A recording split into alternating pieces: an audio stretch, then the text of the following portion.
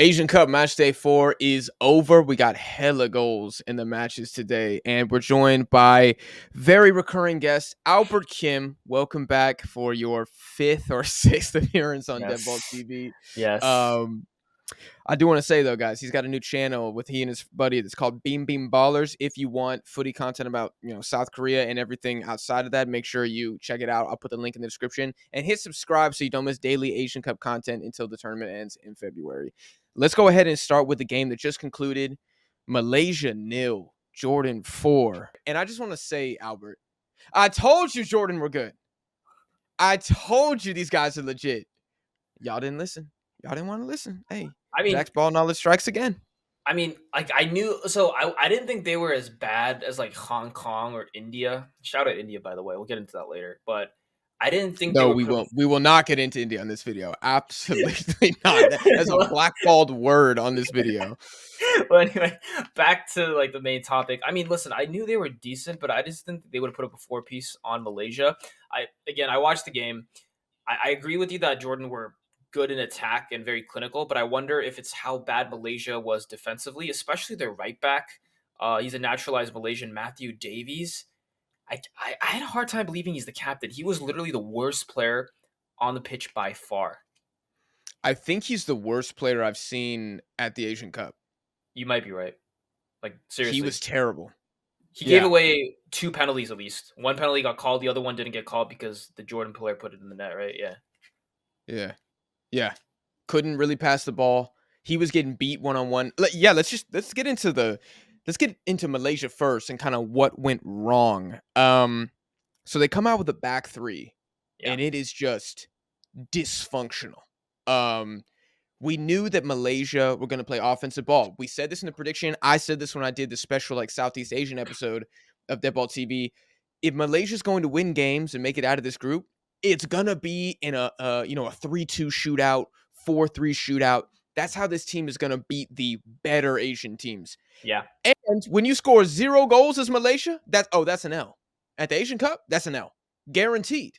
And that's what happened. And my biggest concern for Malaysia is not that they stayed playing offensive the whole time. Because I respect, sticking to the philosophy. It's like, this is our style of play. This is what we're going to do. The concern is you generated nothing from it. They had maybe 2 good shots, and both of them are outside the box. Yeah. This game. That's the biggest concern for Malaysia. Yeah. They had that nearly banger from Stuart Wilkin. I think he had like a 25-yard shot that almost curled in. Nice shot, by the way. But like you said, great shot. They couldn't find their way into the Jordanian box, which at this tournament, if you can't get into Jordan's box, you're not going to qualify from the group stages. I mean, so the Malaysian manager is actually a Korean. It's Kim Pang-gun, and he's actually the guy that hired Paulo Bento in 2018. He was the head of the committee at the time. So obviously he prefers like a progressive attacking style. And like I said, like Jack said, I actually agree that I respect the fact that he decided to stick with his guns. But I think that maybe you could say that's a bit naive just in the fact that these Malaysian players just technically aren't good enough to play that style of ball, at least not at this level. And I think that's kind of where they got caught with their pants down because sure, they wanted to go forward, but especially at the back, they're just not good enough to press up so high as they were doing. No. I mean, y'all know I'm a little biased towards my boy Dion Cools. I thought like he was probably the best of the back three, but yeah, Matthew Davies and what is my guy's name right here? Junior Elstal, horrible. Like genuine liabilities. So and they're in trouble against y'all. They are in. If Jordan are scoring 4 and truthfully could have been 5 or 6. I mean, I worry for how open they're going to look against the South Koreans. I think y'all are going to kill him. So Davies is on the right side. That's basically Son Heung-min's wing. Like, that's his side. So he about to rebound, basically, because of how bad the Malaysian defense is, actually. Like, legit, he was bad today for us, and we'll get into that later. But he might feast against Malaysia just because I didn't like how bad the right side of that defense is. Yeah. I do want to say on the positive side, actually, before we get into the positives, I thought Faisal Halim, pretty much like the Malaysian like talisman, not good today. Super wasteful. I really thought the left, I almost tweeted this out because I was like, oh, the right side of Malaysia with Faisal Halim and Arif Aiman potentially looked pretty sick. And I thought Aiman was their best player. And if it wasn't him, then I think it was Stuart Wilkin. I thought actually Yeah. he had a decent game as well. Yeah. But when your best player, the guy that you rely on the most offensively, is having a dud, and your back line has forgotten how to play football, you're going to lose. And that's Yeah. exactly what happened to Malaysia. I do think Arif Aiman, he looks like he's going to be a special player, though, Oh yeah. on the bright side for Malaysia. Yeah. It's just at a tournament like this, though, even if you have a few decent pieces in attack, again, if you want to survive, you just have to play defense to a certain extent. And I think Malaysia may be unlucky. Maybe they could have had one with Wilkins' shot, but besides that, Jordan well deserved. And I mean, you were right. They look like a player in this group for sure. Mm-hmm. Yeah. Yeah. I'm curious what your thoughts are about Bahrain. We'll do that game last Okay. because I do think that is going to be the battle for second place in this Yeah. group. Yeah. But I do think we should go on and talk about Jordan just a little bit. I mean, dude, Musa Altamari, star boy from Montpellier, Oof. that dude was on fire, bro. I mean, yo, he looked like the truth. Sometimes in Asian football and just football in general, there'll be like one dude in Europe or something, and the fan base goes rabid about it. And they're like, this guy is better than Cristiano Ronaldo. And it's just like, okay, whatever. You kind of tune it out. This dude, Altamari, I haven't seen him play very many times. He looked like the real deal. I have to Yeah. say. Looked like a stud. I Looked like an mean, absolute stud. he looked like it's not. I'm not saying he's as good, but he looked like the second coming of Mo Salah, cutting in on the right side on his left foot. Hmm. Like Hmm. I think we have to give respect where it's due because obviously Jordanian football is not a powerhouse in Asia, but they still have a player in Altamari who's playing in Ligue 1 with Montpellier, which is a pretty decent level side in Europe. And I think that for them, it's going to be important for him to basically stay hot. But I also just like how I don't know again if it's how bad Malaysia was going forward, but I also like the way Jordan defended. I think Jordan also played a back three. Um, looking at the formation now, but Hmm. yeah, Altamari Yeah. Yeah. he got that sauce, and I like the fact that he was kind of given the freedom, I guess, to wander because at times he'd be on the wing and then he cut inside and then get into the box. So I mean, homie's looking like he might, if he keeps balling out, maybe he'll transfer to a bigger club soon too. Yeah, I think he is. Yeah, he's 26 years old. So, I mean, not to poo poo this Jordan hype train we're on right now, but I feel like being an ethnic Jordanian and being 26, I'm not saying it's impossible, but let's be real. There's not a lot of pipelines for Jordanians and really just Arab players in general to like Oh, for sure. go to bigger places. So I don't know if he's going to go to England, but maybe like a small club in Austria or Germany. Maybe I could see that as a move. Yeah. I feel like that's a downgrade. Why the hell would you go to Austria if you're Well, already in well, France? well, Germany then, like Bundesliga team. I could see him Yeah, going to. maybe Bundesliga. Yeah, Yeah. yeah. Okay, I'll give you Bundesliga. But Austria, no, I'm axing that.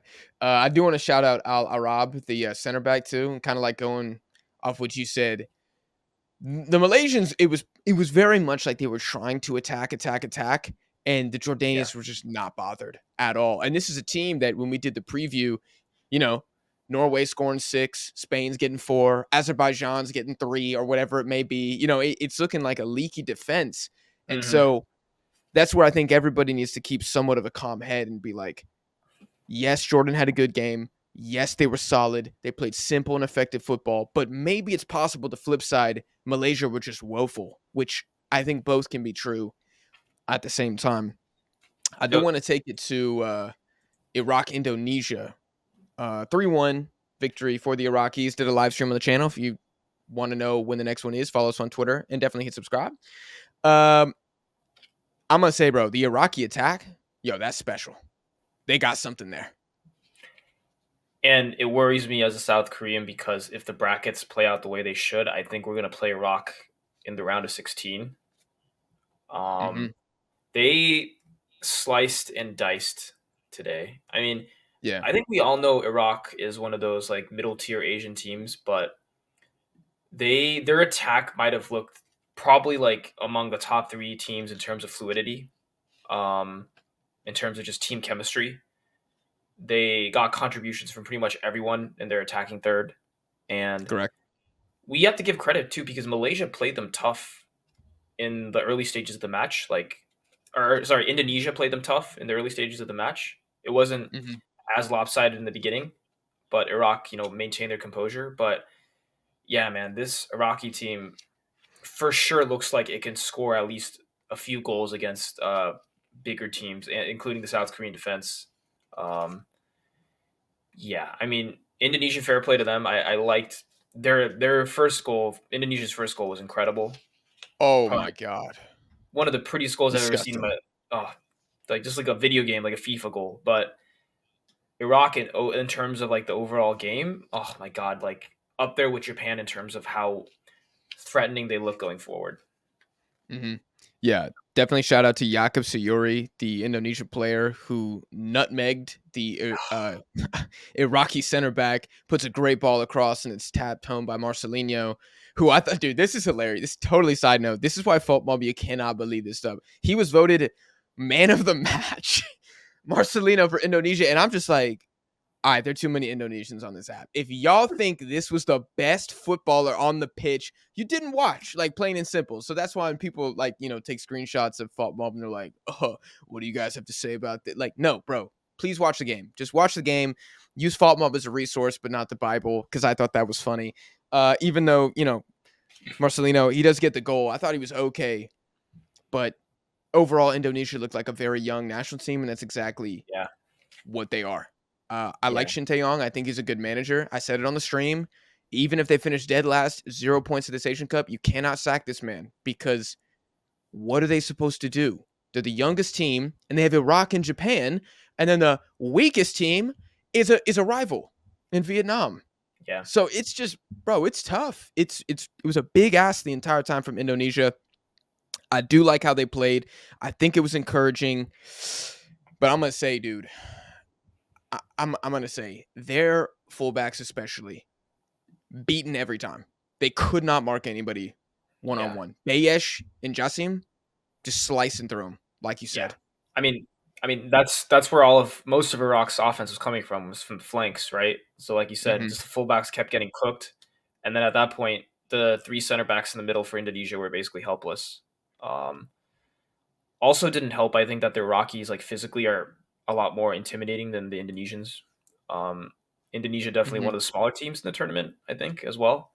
But yeah, Probably. I mean, Indonesia was playing, from what I see on Google here, they were playing. It looks like like a hybrid back five with two wing backs. But if your wing backs are getting cooked in a back five, then oh my god, yeah. Which is I mean, exactly what was happening. yeah. I mean, Iraq could have had more than three, from what I remember.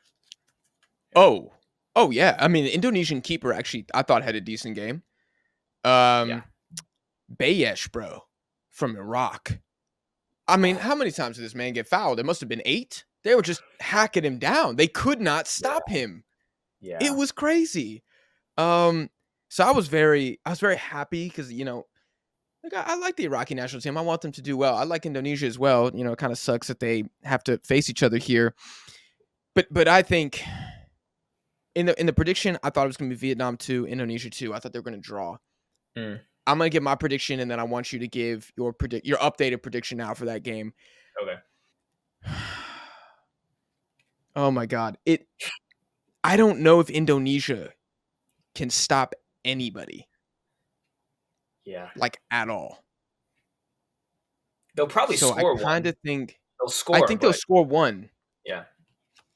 Do you give Vietnam or Indonesia the slight edge now? Seeing them both play a game against I very good teams. I give it to Vietnam because they took it to Japan in the beginning, and I think Vietnam is further along in their development than Indonesia. Um, it's going to be an exciting game, I think, and it's basically a derby, right? So Absolutely. if I had to give my score prediction, I would say like 2-1, but I wouldn't be surprised to see a 3-2 like shootout as well.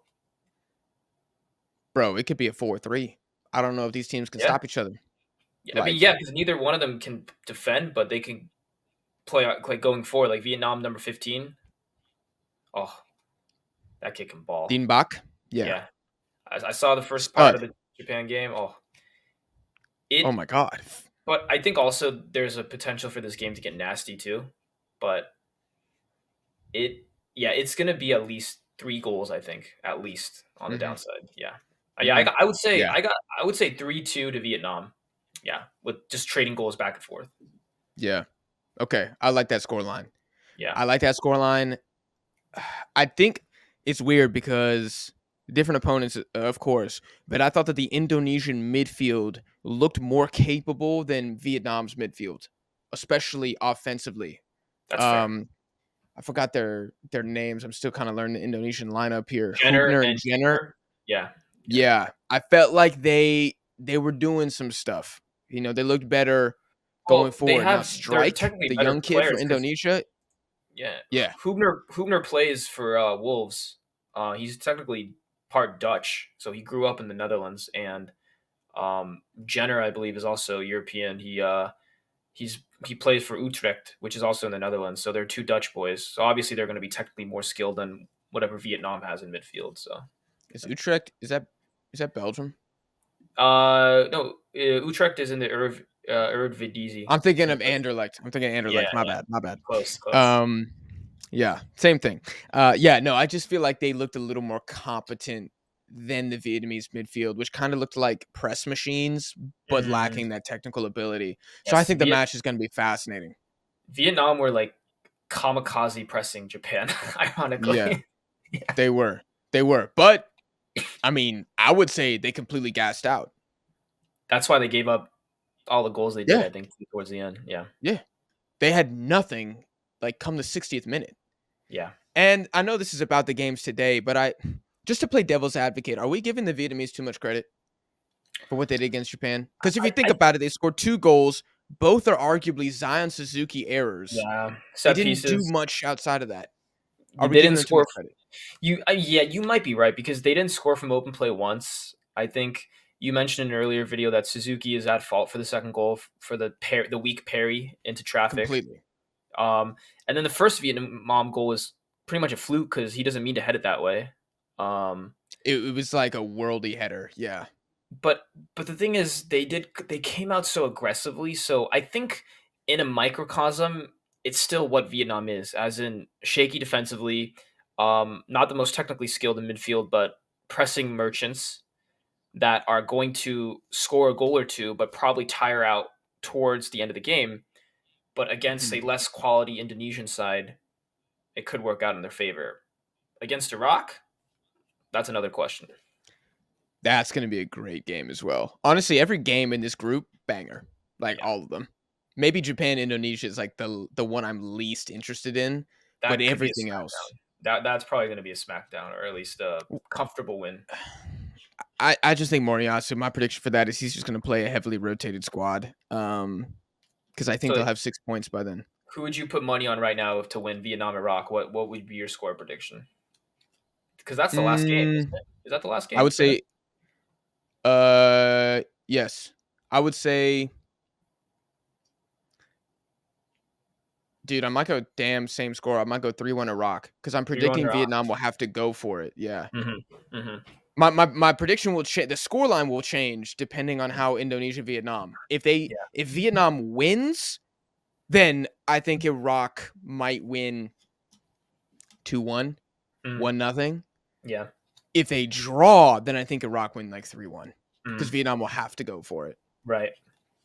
Um, I do want to let's wrap up on your game. South Korea 3, Bahrain 1. Hwang and Bom opened the scoring, and then Kang-In with the brace. And that second goal was a freaking banger, dude. Oh my god, that was crazy. That Honestly, was when crazy. it happened so fast because when he got the ball, it wasn't in like that dangerous of a position, but he took the pass so fast and he curled it. It was I don't want to sound like making blasphemy, but it was Messi esque in terms of like the finish. I'm not saying he's as good as Messi, but that Of was a course. world class. Um, it was world class in the way that he picked up the pass and also hit it in that short time. It was world class in the way in how fast he picked up the ball and shot it and curled it off the post. Again, that's something that you can't really teach a player. That's something they just have to pick up themselves. Hmm. And this is honestly Kang-In's coming out party. And I was talking about it with my boys at the PB Ballers crew that at this point, it's also not crazy to say that Kang-In is probably more important for this offense than Son Heung-min. Not for team chemistry, not for leadership, but in terms of creativity and getting other players involved, Kang-In is the dude right now. Can I add on to that and say it's not close? Yeah, I mean, He is by far the most important player right now. yeah, yeah.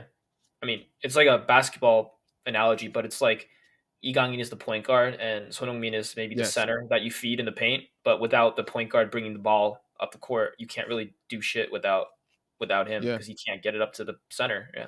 So, Yeah. I mean, if Egon goes down, oh then your most creative midfielder immediately becomes Hwang-In-Bom, yeah, who's okay. yeah. But then But he's not. Son probably has to create more as well, and Yeah, you probably want him to just focus on goals. yeah.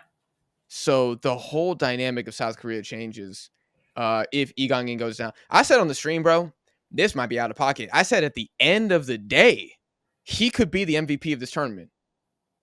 Oh, he absolutely could. And technically speaking, we don't know how his career is going to go down, but he could end up being the GOAT too, depending on how his career goes if he keeps progressing Yeah. like this. Oh Because god, now we get not. All right, we gotta. Woo, we gotta reel it back in here on But the all right, game. so far he is the MVP for sure. And Yeah.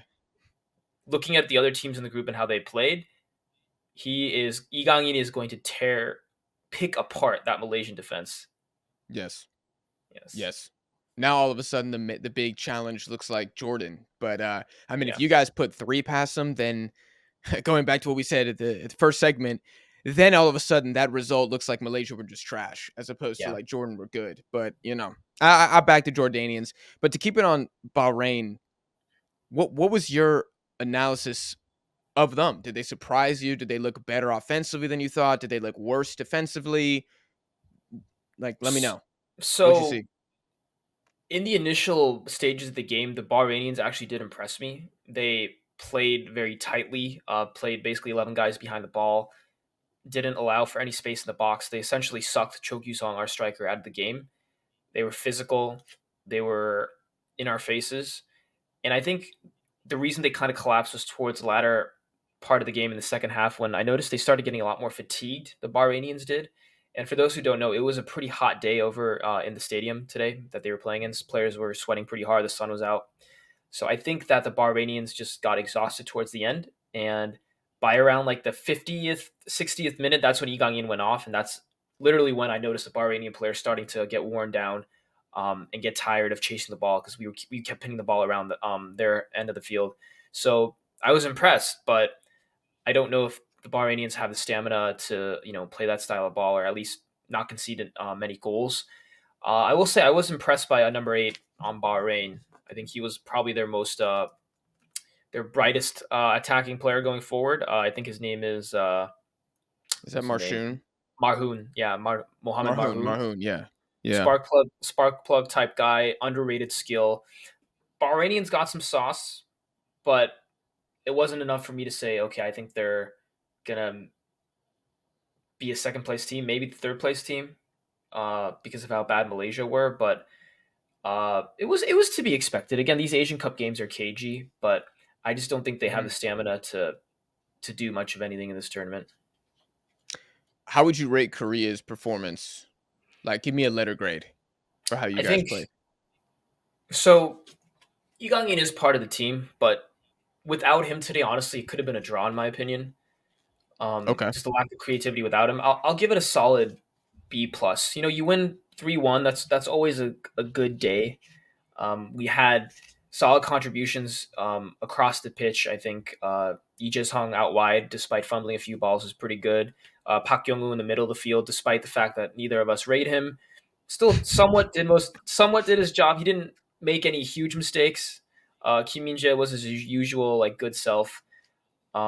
So I give it a solid B plus. This was expected, Mhm. albeit one thing I really didn't like was the number of yellow cards we took, and I think Yeah. the ref was a little trigger happy, but to be fair, a lot of those fouls were fouls anyway.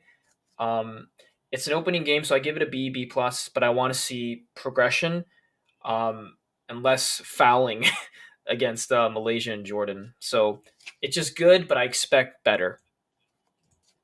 Okay.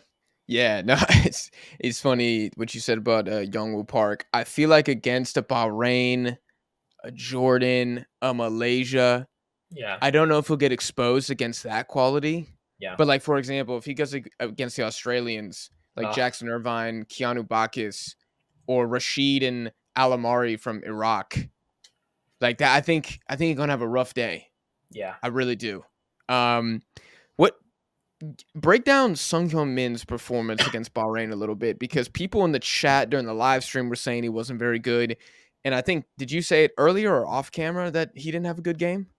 Uh, it was both. I said in the live stream he wasn't good, and I said Okay. on camera, yeah, he was bad. To be honest, he didn't really have many touches in the first half because he was playing through the middle mostly. And that's to be expected. But even in the second half, he had two golden opportunities, and he just missed the net on both of them. And to be fair, for those who don't know a lot about the Korean national team, Son Heung-min has actually never played quote unquote well consistently for the national team. He always has had a lot of burden on his shoulders just because when he came up through the national team, he played with a lot of scrubs, and he's only now used to playing with a decent supporting cast. So I think psychologically at times he's tried to do too much. But shoving that aside, today he was bad. He had a one-on-one with the Bahrainian keeper. Lee Kang-in put the ball on a plate for him, and he just poked it wide.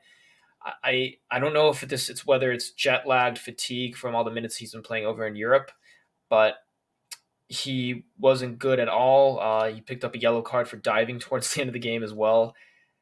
He's so Yeah, I great that heard I don't about want to that. disrespect him. Yeah, he's so great that I don't want to disrespect him. But if he doesn't start going off soon against a weaker team like Malaysia, then that's when I would be worried. I'm looking towards the Malaysia game to see if this is something to be worried about. Because if he can't get anything going against Malaysia, and especially the right side of their defense, then it's time to panic. Yeah. I'm always of the mindset that like players, especially when they're of Son's caliber, they're allowed to have an off day, you know? I mean, Yeah, even dude, I would say for Iran, Mehdi Taremi, not a good game. Dude should have had a yeah, brace. Am I worried that Mehdi Taremi's not gonna score going forward? Not at all. Like yeah, not at all. It happens, you know. Not everybody for Japan scored a 10 out of 10 on Jack's, football ratings. Some people had a couple stinkers. It's okay. If anything, I think it's encouraging he didn't have a good game, or you even said a bad game, which is fair, and you guys won 3-1. yeah, Because 4 years ago, I don't think Korea scores three in a game in which Sung Min is bad. yeah, I don't know. And that's a testament, I think, to probably like 50% Egong in, but also 50% like how good the rest of the team is. I mean, I saw on Hwangenbaum's goal, it's Kim and Jae who has that 25-yard pass down the yeah, middle, splits it wide, and then the ball gets crossed in, and Hwangenbaum puts it in. yeah, Um, dude, I was thinking today, and I hope the story ends differently, but y'all remind me of like Ivory Coast, like 2012, like when they had like just stars, bro, like stacked. Y'all got guys at PSG, Spurs, and Bayern Munich. Like holy shit, that's a good team. Your fourth best player plays at Wolves, yeah, Hwang Hee-chan. Like yeah. y'all are deep right now, and I think that's awesome. I just hope that I hope it works out. I hope it Is works that out. is Hey, that I the gotta AFCON ask. where they lost in the final? Ivory Coast. Did they lose Yeah, to Zambia or something? Zambia on PK's Irvinard was their manager.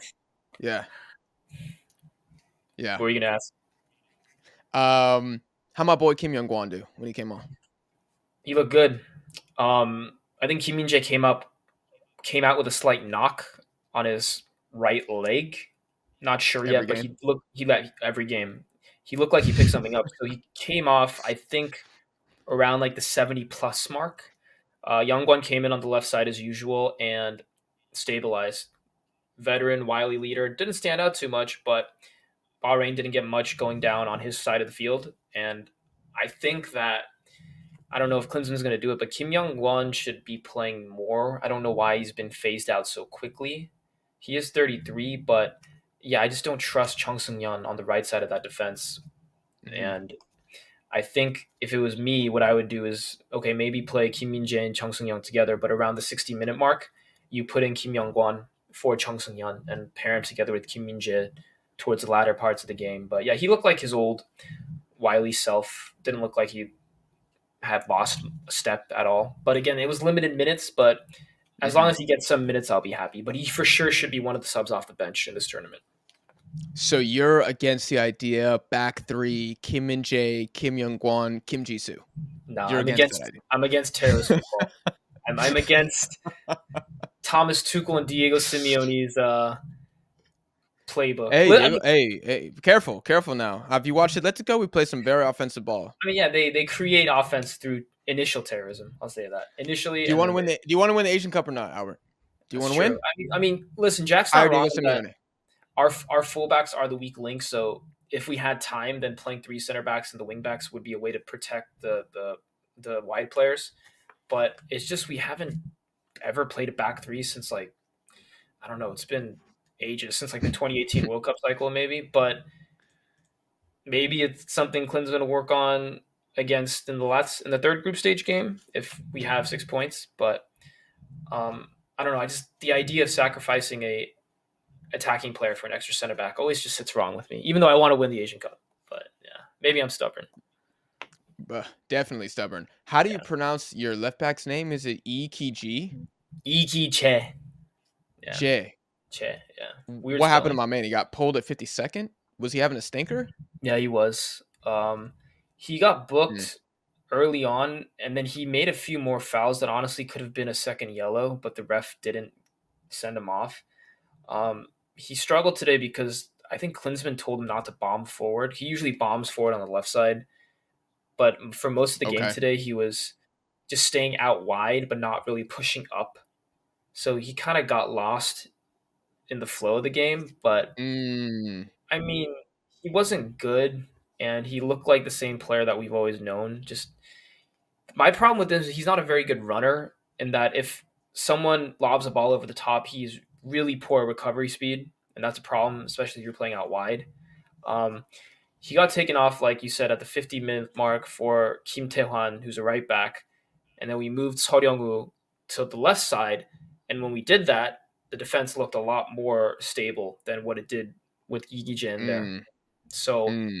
I think the answer going forward is playing Seo Ryung-woo as an inverted left back, who's on his wrong side, and then Kim Tae-hwan on the right side. Even though Kim Tae-hwan's not very good going forward, he's very solid defensively. So I kind of see it playing out like this. I feel like the Jordan game, now all of a sudden the thing to watch is how y'all's fullbacks do against Altamari and Marty yeah, from that's true. Jordan. Yeah, Even Yazan, the striker. I mean, bro got 2 assists today. I thought he was their Cam, Jordan's mm, Cam, how he was distributing the ball.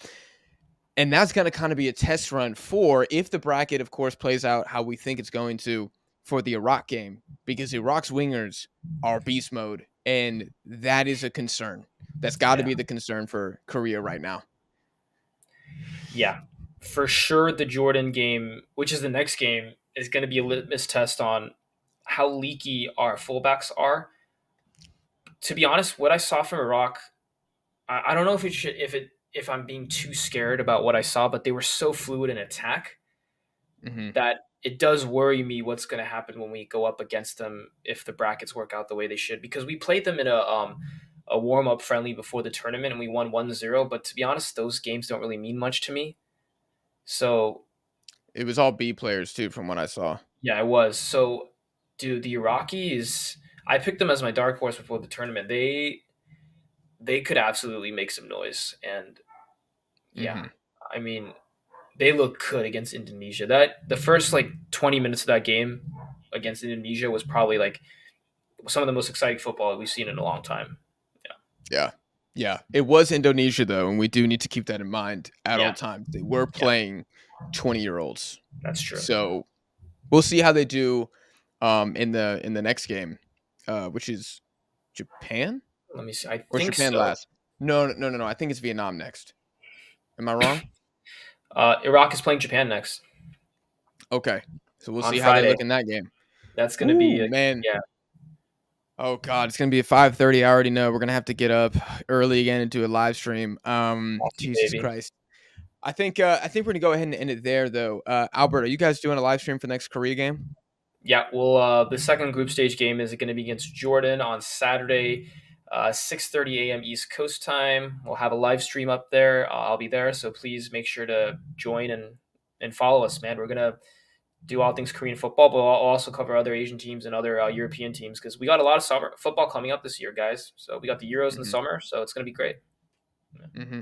Perfect, perfect. Well, I will put your social media links in the description for your personal and also for Bimbim Ballers. So if you guys are interested in a South Korea live stream, that's where you guys need to go because I'm telling y'all, I don't have the strength to get up at 4:30 2 nights or 2 days in a row for live streams. My life and dopamine are going to both collapse. So we're going to end it there, guys. Leave a like in the video if you enjoyed and drop your thoughts down below on match day 4. How are we feeling about, Korea, Bahrain, Jordan, all the other teams that we saw in action today. Make sure you follow us on social media, links in the description, so you know the live stream schedule for Deadball TV moving forward, both for the Asian Cup and for AFCON. Appreciate you for coming on again, Albert, and we'll see y'all on the next one.